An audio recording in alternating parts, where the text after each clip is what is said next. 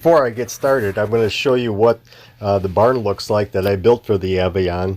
It's a 60 by 40 foot barn built to mainly house my Avion and the tractor down below, but as you can see, a lot of other stuff has made its way in there also.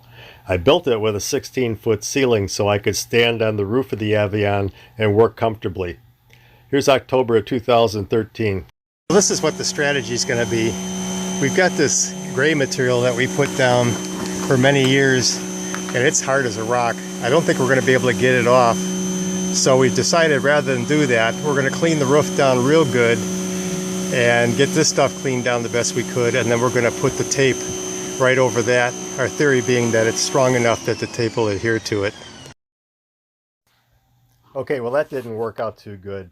The difference in the materials caused the one to shrink on top of the other, and it actually pulled the sealant that I couldn't get off underneath it for the most part into one big strip.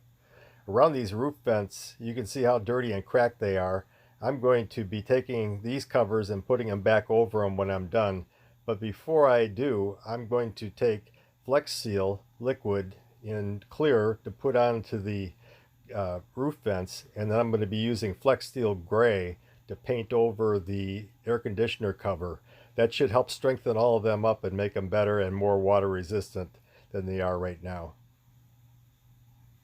Around the covers, I'm going to be using a different type of material. Once all the tape's off, I'm going to be using Instant Roof Repair on it. I'm going to put that on the end caps also on those seams. Now here's a good look at what the seam looks like that goes down the middle of the Avion, and I'm going to be using another set of Eternabond tape 6 inches wide that will go down the length of the Avion. To get all the sealer off, I'm using this universal adhesive cleaner that I bought at Napa, and it works pretty good. It not only takes off the leftover adhesive that's on, but it also dissolves the gray material that was underneath there originally. Now, I'm doing this real fast. It's not an easy process because it takes a little bit of time. But the main thing is you want to get that stuff into it real good, and then you can come back and wipe it off more, or you can use a wallpaper scraper with a good clean blade, and you can scrape a lot of that off and clean it up. But it does do the job. It takes a little bit of time, a little bit of patience, and you're going to need a lot of rags because they get really dirty, as you can see. But I'm just standing on the top of the ladder. It's cold out.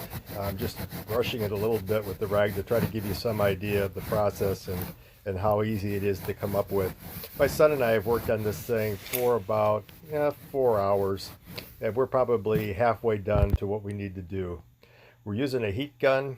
We're using other tools like a lot of gloves, because you do get sticky mess up there. There's no question about it. It's a dirty job.